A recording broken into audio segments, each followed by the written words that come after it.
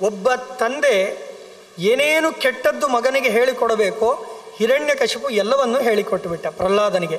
ಆದರೆ ಪ್ರಹ್ಲಾದನ ದಾರ್ಢ್ಯ ಎಷ್ಟಿತ್ತು ಅಂದರೆ ನೀತಿ ಸೂಕ್ತಿ ಕಥಾ ಶ್ರಾವ್ಯಂ ಕಾವ್ಯಂಚ ತದ್ವಚಃ ಅಚಿಂತ್ಯ ಸ್ತೂಯತೆ ಯತ್ರ ಭಕ್ತ್ಯಾ ಭಕ್ತೇಪ್ಸಿತ ಪ್ರದಃ.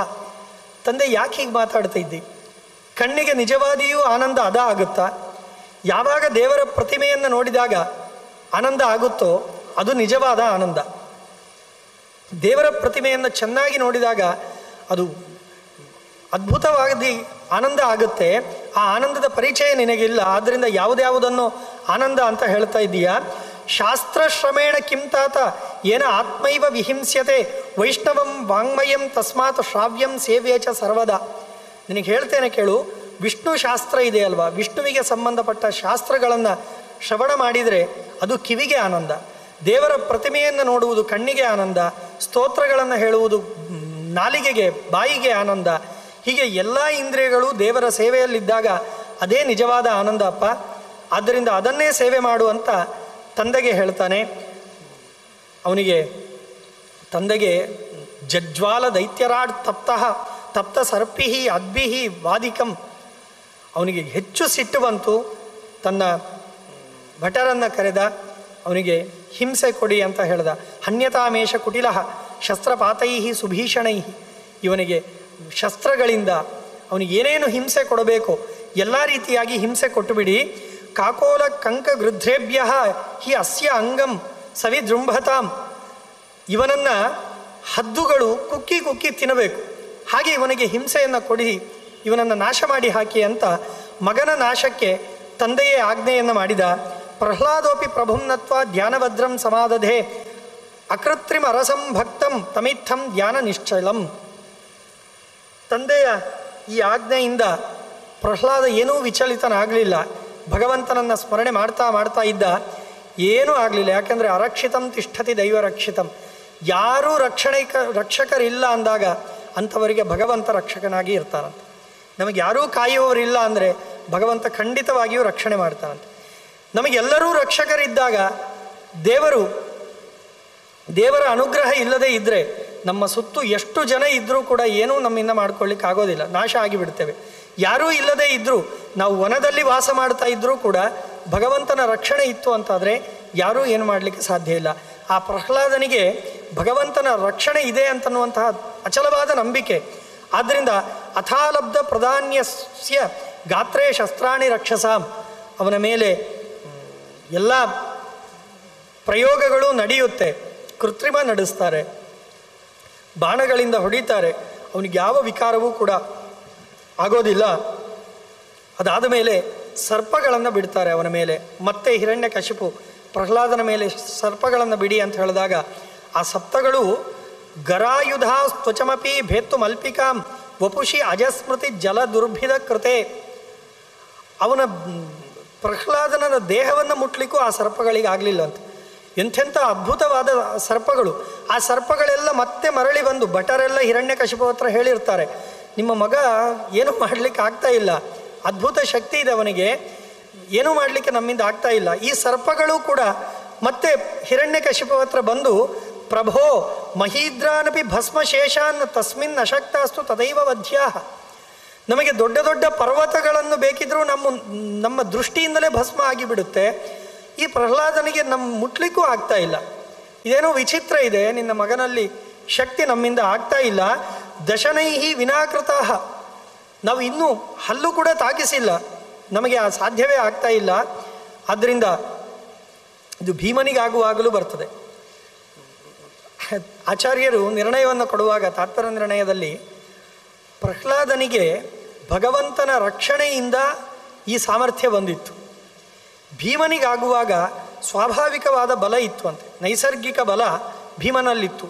ಅಲ್ಲಿ ನಾಗಗಳನ್ನು, ಅಲ್ಲಿ ಹಸ್ತಿನಾಪುರದಲ್ಲಿ ಇದ್ದಾಗ ನಾಗಗಳನ್ನೆಲ್ಲ ಕೌರವರು, ಈ ದುರ್ಯೋಧನಾದಿಗಳು ಚಿಕ್ಕ ವಯಸ್ಸಿನಲ್ಲಿ ಉಪಟಳವನ್ನು ಅಂದರೆ ವಿಷವನ್ನು ಉಣಿಸುವುದು, ಸರಪಳಿ ಕಟ್ಟಿ ನದಿಯಲ್ಲಿ ಹಾಕುವುದು, ಹೀಗೆಲ್ಲ ತುಂಬ ಉಪದ್ರ ಕೊಟ್ಟಿದ್ದಾರೆ.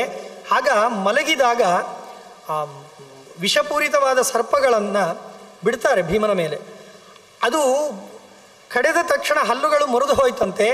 ಭೀಮ ಹಾಸಿಗೆಯಿಂದ ಎದ್ದೂ ಇಲ್ಲ, ಅವುಗಳನ್ನು ಹೀಗೆ ಒಮ್ಮೆ ಎಸೆದಿದ್ದಾನೆ, ಅವು ಪಾತಾಳಕ್ಕೆ ಹೋಗಿಬಿಡ್ತು ಅಂತ ಅದು ಭೀಮನಿಗೆ ಹೇಗೆ ಅಷ್ಟು ಸಾಮರ್ಥ್ಯ ಬಂತು ಅಂದರೆ, ಭೀಮನಿಗೆ ಆಗ ಸ್ವಾಭಾವಿಕವಾದ ಬಲ ಇದೆ, ವಾಯುದೇವರು ಸ್ವಾಭಾವಿಕವಾದ ಬಲ ಇದೆ. ಅಲ್ಲಿ ಆಚಾರ್ಯ ನಿರ್ಣಯ ಮಾಡುವಾಗ ಪ್ರಹ್ಲಾದನಿಗೆ ಭಗವಂತನ ರಕ್ಷಣೆಯಿಂದ ಆ ಬಲ ಬಂದಿದೆ, ಆದರೆ ಭೀಮನಿಗೆ ಸ್ವಾಭಾವಿಕವಾಗಿಯೂ ಅವನಿಗೆ ಆ ಬಲ ಇತ್ತು. ಭಗವಂತನ ಅನುಗ್ರಹ ಅಂತೂ ಹೇಗೂ ಇದೆ ಭೀಮನಿಗೆ, ಆದರೆ ಸ್ವಾಭಾವಿಕವಾಗಿ ಅಷ್ಟು ಬಲ ಇತ್ತು ಅಂತ ನಿರ್ಣಯ ಕೊಡ್ತಾರಲ್ಲಿ. ಸರಿ, ಸರ್ಪಗಳು ಹೀಗೆ ಹೇಳಿದ ಮೇಲೆ ಅವನಿಗೆ ಗಾಬರಿ ಆಗುತ್ತೆ ಹಿರಣ್ಯಕಶಿಪುವಿಗೆ. ಎಂಥ ಮಗ ಹುಟ್ಟಿಬಿಟ್ಟ ನನಗೆ, ಅವನನ್ನು ಏನಾದರೂ ಮಾಡಬೇಕು ಅಂತ ಅಥಾ ಸುರೇಶಃ ಸಚಿವೈರ್ ವಿಚಾರ್ಯ, ಎಲ್ಲ ಮಂತ್ರಿಗಳಿಂದ ಕೂಡಿಕೊಂಡು ಇವನನ್ನು ಏನು ಮಾಡಬೇಕು, ಈ ಮಗನನ್ನು ನಾಶ ಮಾಡಬೇಕು, ಏನು ಮಾಡಬೇಕು ಅಂದರೆ, ಆಗ ಬ್ರಾಹ್ಮಣರು ಒಂದು ಮಾತನ್ನು ಹೇಳಿದ್ರಂತೆ. ಏನು ಅಂದರೆ, ಮೂಢಾಹ ಪ್ರಾಂಜಲಯ ಪ್ರಾಹು ದ್ವಿಜಾಹ ಶಾಸ್ತ್ರ ವಿಶಾರದಾಹ ತ್ರೈಲೋಕ್ಯಂ ಕಂಪದೇ ದೇವ ಭೃಶಂ ತ್ವಯ್ಯಭಿಕಾಂಕ್ಷಿಣಿ. 3 ಲೋಕ ನಿನಗೆ ನಮಸ್ಕಾರ ಮಾಡುತ್ತೆ, ನಿನಗೆ ಯಾಕೆ ಈ ಕೋಪ, ಬಿಟ್ಟು ಬಿಡು. ಪ್ರಹ್ಲಾದಸ್ತ್ವಾನ್ನ ಜಾನಾತಿ, ಅವರೂ ಕೂಡ ಹಿರಣ್ಯಕಶಿಪುವ ಪಕ್ಷವೇ, ಆದರೂ ಅವರು ಹೇಳುವಾಗ ಪ್ರಹ್ಲಾದನಿಗೆ ನಿನ್ನ ಬಗ್ಗೆ ಇನ್ನೂ ಗೊತ್ತಿಲ್ಲ, ನಿನ್ನ ಬಗ್ಗೆ ಗೊತ್ತಾದರೆ ಅವನು ಹೀಗೆ ಮಾಡುವುದಿಲ್ಲ. ತದಲಂ ದೇವ ರೋಷೇಣ ದಯಾಂ ಕರ್ತುಂ ತ್ವಮರ್ಹಸಿ. ಅವರು ಹೇಳೋ ಮಾತು ನೋಡಿ, ಜಗತ್ತಿನಲ್ಲಿ ಕೆಟ್ಟ ಮಗ ಹುಟ್ಟಬಹುದು, ಕೆಟ್ಟ ತಂದೆ ತಾಯಿ ಇರಲಿಕ್ಕೆ ಸಾಧ್ಯವೇ ಇಲ್ಲ. ಪುತ್ರ ಕುಪುತ್ರತಾಮೇತಿ ನ ಮಾತಾ ಪಿತರೌ ಕದಾ ಉಕ್ತ್ವೇತಿ ಕುಟಿಲ ಪ್ರಜ್ಞಂ ದೈತ್ಯಂ ದೈತ್ಯ ಪುರೋಹಿತಾ. ಹೀಗೆ ದೈತ್ಯ ಪುರೋಹಿತಾ, ಅವನ ಪುರೋಹಿತ ವರ್ಗ ಹಿರಣ್ಯಕಶಿಪುವನ್ನು ಹೊಗಳಿ ಮಕ್ಕಳು ಕೆಟ್ಟವರಾಗ್ತಾರೆ, ತಂದೆ ತಾಯಿಯಂದರು ಯಾವತ್ತೂ ಕೆಟ್ಟವರಾಗುವುದಿಲ್ಲ. ಒಂದು ಪ್ರಸಿದ್ಧ ವಚನ ಇದೆ, ಸರ್ವೇ ನಿಯಮಾಹ ಸಾಪವಾದಾಹ ಅಂತ. ಎಲ್ಲ ನಿಯಮಗಳಿಗೂ ಒಂದು ಅಪವಾದ ಇದ್ದೇ ಇರುತ್ತೆ. ಕೆಟ್ಟ ತಂದೆ ತಾಯಿಯಂದರೂ ಇರ್ತಾರೆ, ಕೆಟ್ಟ ಮಕ್ಕಳೂ ಇರ್ತಾರೆ. ಎಲ್ಲ ಕಡೆಗೂ ಮಕ್ಕಳೇ ಕೆಟ್ಟವರಾಗಿರಬೇಕು ಅಂತ ನಿಯಮ ಇಲ್ಲ, ಎಲ್ಲ ಕಡೆಗೂ ತಂದೆ ತಾಯಿಯಂದರೇ ಕೆಟ್ಟವರಾಗಬೇಕು ಅಂತ ನಿಯಮವೂ ಇಲ್ಲ. ಆದ್ದರಿಂದ ಅವರು ಹೇಳುವಂತಹ ಮಾತು, ಮಕ್ಕಳೇ ಕೆಟ್ಟವರಾಗಿ ಹುಟ್ಟುವುದು, ತಂದೆ ತಾಯಿ ಹುಟ್ಟುವುದಿಲ್ಲ. ಅಪವಾದಕ್ಕೆ ನಮಗೆ ಇವತ್ತು ತುಂಬ ದೃಷ್ಟಾಂತಗಳು ಸಿಗುತ್ತೆ. ಆದಾಯ ತದನುಜ್ಞಾತ ಪ್ರಹ್ಲಾದಂ ದೀಧನಂ ಯಯುಹು. ಸರಿ ಆಯಿತು, ಪ್ರಹ್ಲಾದನನ್ನು ಕರೆದುಕೊಂಡು ಹೋದರು. ಕರೆದುಕೊಂಡು ಮತ್ತೆ ಗುರುಕುಲಕ್ಕೆ ಹೋದಾಗ, ಅಂದರೆ ಆಗ ಸಂಪೂರ್ಣ ವಿದ್ಯೆ ಅಂದರೆ ಒಂದು ಸ್ವಲ್ಪ ವಿದ್ಯೆಯನ್ನು ಕಲಿತು ಬಂದಿದ್ದ, ಮತ್ತೆ ಅವರೆಲ್ಲರೂ ಕೂಡ ಕರೆದುಕೊಂಡು ಹೋಗ್ತಾರೆ. ಬ್ರಾಹ್ಮಣರು ಈ ಪ್ರಹ್ಲಾದನನ್ನು ಕರೆದುಕೊಂಡು ಹೋದಾಗ, ಸಹಗುರು ಕುಲವಾಸಿನಃ ಕದಾಚಿತ್, ಆಗ ಗುರುಕುಲದ ಮಕ್ಕಳಿರ್ತಾರಲ್ವ, ಆ ಮಕ್ಕಳಿಗೆ ಪ್ರಹ್ಲಾದನ ಮೇಲೆ ಒಂದು ಏನೋ ವಿಶೇಷವಾದ ಜಿಜ್ಞಾಸೆ. ಈ ಮಗು ವಿಚಿತ್ರವಾಗಿದೆ, ಇವನು ನಮ್ಮ ಜೊತೆಗೆ ಸೇರುವುದಿಲ್ಲ. ಹೃದಯ ಕಿಮಪಿ ವಿಚಿಂತ್ಯ ಹೃಷ್ಟರೋಮ. ಪ್ರಹ್ಲಾದ, ನಿನ್ನ ಮನಸ್ಸಿನಲ್ಲಿ ಏನೋ ಒಂದು ಯೋಚನೆ ಮಾಡ್ತಿ, ಯೋಚನೆ ಮಾಡಿ ನಿನ್ನಷ್ಟಿಗೆ ನೀನೇ ಆನಂದವಾಗಿ ಇರ್ತಿ. ಭವಸಿ ಸದಾ ವದಾಂಗ ಪದ್ಯ ಗುಹ್ಯಂ. ಆ ರಹಸ್ಯ ಏನು, ನೀನು ಹೇಗೆ ಇಷ್ಟು ಆನಂದವಾಗಿರಲಿಕ್ಕೆ ಸಾಧ್ಯ, ಅದನ್ನು ಹೇಳು. ಶೃಣುತ ಸುಮನಸಃ ಸುರಾರಿ ಪುತ್ರಾಹ. ಅವನು ಮಾತನಾಡುವಂತಹ ಮಾತು ಪ್ರಹ್ಲಾದ ಆ ವಯಸ್ಸಿಗೆ ಅದ್ಭುತವಾಗಿ ಮಾತನಾಡ್ತಾನೆ. ಏನು ಅಂದರೆ, ಧನ ಜನ ತರುಣಿ ವಿಲಾಸ ರಮ್ಯ ಭವ ವಿಭವ ಕಿಲ ಭಾತಿ ಯಸ್ತಮೇನಂ. ಜನ ದುಡ್ಡಿನಿಂದ ಮತ್ತು ಜನರ ಕೊಚ್ಚಿಕೊಳ್ತಾರೆ, ನನಗೆ ಜನ ಬೆಂಬಲ ಇದೆ ಅಂತ, ದುಡ್ಡಿದೆ ಅಂತ ಕೊಚ್ಚಿಕೊಳ್ತಾರೆ, ಅಹಂಕಾರ ಪಡ್ತಾರೆ, ಮದಭರಿತರಾಗ್ತಾರೆ, ಮತ್ತು ನನಗೆ ಸುಂದರಿಯರಾದ ಹುಡುಗಿಯರು ನನ್ನ ಜೊತೆ ಇದ್ದಾರೆ ಅಂತಂದು ಕೊಚ್ಚಿಕೊಳ್ತಾರೆ. ಇದೆಲ್ಲವೂ ಕೂಡ ಒಂದಲ್ಲ ಒಂದು ದಿನ ಬಿಟ್ಟು ಹೋಗಬೇಕಾದದ್ದು. ಆದರೆ ಜನ ಇದನ್ನೇ ಶಾಶ್ವತ ಅಂತ ತಿಳಿದುಕೊಂಡು, ಇದು ಕೊನೆಯವರೆಗೂ ಬರುತ್ತೆ ಅಂತ ತಿಳ್ಕೊಂಡು ವಿಲಾಸ ರಮ್ಯ, ಅವರು ಆನಂದ ಜೀವನವನ್ನು ನಡೆಸಿಬಿಡ್ತಾರೆ. ಆದರೆ ಇದು ಶಾಶ್ವತ ಅಲ್ಲ. ವಿಮೃಶತ ಸುಬುಧೈಹಿ. ಆದರೆ ಜ್ಞಾನಿಗಳಿಗೆ ಗೊತ್ತಿದೆ ಯಾವುದು. ಜನರು ಕೆಲವು ದಿನ ಇರ್ತಾರೆ, ಅಧಿಕಾರ ಇದ್ದಾಗೆ ಇರಬಹುದು, ಶಾಶ್ವತವಾಗಿ ಜನಗಳು ಇರುವುದಿಲ್ಲ. ಜನಗಳು ಬಹಳ ಬುದ್ಧಿವಂತರು ಇರ್ತಾರೆ, ಅವರು ಎಲ್ಲರ ಜೊತೆಗೂ ಯಾವ ಕಾಲಕ್ಕೂ ಇರುವುದಿಲ್ಲ. ಮತ್ತು ಸಂಪತ್ತು ಯಾವತ್ತೂ ಏನಾಗುತ್ತೆ ಗೊತ್ತಾಗೋದಿಲ್ಲ. ದೇಹ ಗಟ್ಟಿ ಇರುವವರೆಗೂ, ತಾರುಣ್ಯ ಇರುವವರೆಗೂ ಕೂಡ ಹೆಂಗಸರು ಲಲನೆಯರು ಜೊತೆಗೆ ಇರ್ತಾರೆ ಮತ್ತು ಎಲ್ಲರೂ ಬಿಟ್ಟು ಹೋಗ್ತಾರೆ. ಆದರೆ ಇದನ್ನು ಅರಿತು ಬುಧಜನೈಹಿ ಉತೈಷ ಸೇವ್ಯ. ಆದ್ದರಿಂದ ಜ್ಞಾನಿಗಳು ಇದನ್ನೆಲ್ಲ ಧಿಕ್ಕಾರ ಮಾಡಿಬಿಟ್ರು, ಯಾವುದನ್ನು ಹಚ್ಚಿಕೊಳ್ಳಿಲ್ಲ. ಅವರು ಕೇವಲ ಜ್ಞಾನಕ್ಕೆ ಮಹತ್ವವನ್ನು ಕೊಟ್ಟರು. ಆದ್ದರಿಂದ ನನಗೆ ಈ ಜ್ಞಾನ ಬರಲಿಕ್ಕೆ ಕಾರಣ ಏನು? ನನಗೆ ಜ್ಞಾನ ಬರಲಿಕ್ಕೆ ತಾಯಿಯ ಗರ್ಭದಲ್ಲಿದ್ದಾಗ ನನಗೆ ಉಪದೇಶ ಆಗಿದೆ. ಆ ಉಪದೇಶ ನನಗೆ ಇಷ್ಟೊಂದು ಕೆಲಸವನ್ನು ಕೊಟ್ಟಿದೆ. ಅಲ್ಲಿ ಒಂದು ಮಾತನ್ನು ಹೇಳ್ತಾನೆ, ಏನು ಅಂದರೆ, ಸಕುಟಿಲ ತನುಭಿಹಿ ತದಗ್ನಿ ತಪ್ತೈಹಿ ವಿವಿಧ ಪುರ ಜನಾನಿ ಸಂಸ್ಮರದ್ಭಿಹಿ. ಅವನು ಒಂದು ಮಾತನ್ನು ಹೇಳ್ತಾನೆ, ಏನು ಅಂದರೆ, ಪ್ರಥಮ ಮಿಹ ವಿಚಾರ್ಯತಾಂ ಯದಂಬಾ ಜಠರಗತೈಹಿ. ಬಾಲ್ಯದಲ್ಲಿಯೇ ವಿಷಯಗಳನ್ನು ತಿಳ್ಕೊಳ್ಬೇಕು ಅಂತ ಪ್ರಹ್ಲಾದ ಉಪದೇಶ ಮಾಡ್ತಾನೆ. ಭಾಗವತದಲ್ಲಿಯೂ ಆ ವಿಚಾರ ಬರುತ್ತೆ, ಕೌಮಾರ ಆಚರೇತ್ ಪ್ರಾಜ್ಞಃ ಅಂತ. ಚಿಕ್ಕ ವಯಸ್ಸಿನಲ್ಲೇ ನಾವು ಧರ್ಮದಲ್ಲಿ ತೊಡಗಿಕೊಳ್ಳಬೇಕು ಅಂತ. ಚಿಕ್ಕವರಿದ್ದಾಗ ತಂದೆ ತಾಯಿಯರಿಗೆ ಸ್ವಲ್ಪ ಹಿಂಸೆ ಆಗುತ್ತೆ. ಅಯ್ಯೋ ಚಿಕ್ಕ ಮಗು ಅಲ್ವಾ, ಯಾಕೆ ಬೇಗ ಎಬ್ಬಿಸ್ಬೇಕು, ಯಾಕೆ ಅವನಿಗೆ ಕಷ್ಟ ಕೊಡಬೇಕು, ಬೆಳೆಯೋ ವಯಸ್ಸು, ಬೆಳೀಲಿ ಅಂತ ಬಿಡ್ತಾರೆ. ವಯಸ್ಸಾದ ಮೇಲೆ ವಯಸ್ಸಿನಲ್ಲಿ ಇರುವ ಹುಡುಗ ಯಾಕೆ ಕಷ್ಟ ಕೊಡಬೇಕು ಅಂತ ಆಗಲೂ ಬಿಡ್ತಾರೆ. ಮುಂದೆ ಅವನಿಗೆ 40 ವರ್ಷಗಳು ಬಂದಾಗ, 30 ದಾಟಿದಾಗ ಜವಾಬ್ದಾರಿ ಹೆಚ್ಚಾಗುತ್ತೆ. ಬೇರೆ ಸಂಪಾದನೆಗೆ ತೊಡಗಿಕೊಳ್ತಾನವನು. ಅದರಲ್ಲೇ ಮುಳುಗಿ ವ್ಯವಾಯೇನ ನವಂಬಯ ಅಂತ ಹೇಳ್ತಾನೆ. ಹೆಂಡತಿ, ಸಂಸಾರ, ಇದನ್ನು ಸಂಭಾಳಿಸುವುದರಲ್ಲಿಯೇ ಅವನ 50-60 ವರ್ಷಗಳಾಗಿ ಹೋಗುತ್ತೆ.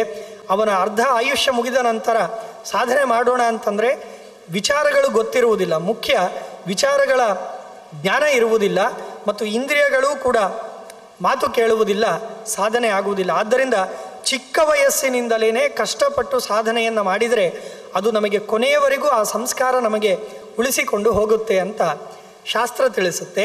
ಅದರಿಂದ ನನಗೆ ಚಿಕ್ಕ ವಯಸ್ಸಿನಲ್ಲಿ ತಾಯಿಯ ಗರ್ಭದಲ್ಲಿದ್ದಾಗಲೇ ನನಗೆ ಎಚ್ಚರಿಕೆ ಇತ್ತು, ಮತ್ತು ಬೆಳೀತಾ ಬೆಳೀತಾ ಆ ಜ್ಞಾನ ನನಗೆ ಕೆಲಸ ಮಾಡಿಸಿದೆ ಅಂತ ಹೇಳ್ತಾನೆ. ಹೇಗೆ ನಾರದರು ಉಪದೇಶ ಕೊಟ್ಟರು ಅಂದರೆ, ತಾಯಿಯ ಗರ್ಭದಲ್ಲಿದ್ದಾಗ ಹಿರಣ್ಯಕಶಿಪು ಹೀಗೆ ವನಕ್ಕೆ ಹೋದಾಗ, ತಪಸ್ಸಿಗೆ ಅಂತ ಹೋದಾಗ, ಆಗ ಇಂದ್ರ ಹಿರಣ್ಯಕಶಿಪು ನಾಶ ಆದ ಅಂತ ತಾಯಿಯನ್ನು ಕೂಡ ಕರ್ಕೊಂಡು ಹೋಗ್ತಾ ಇದ್ದಂತೆ.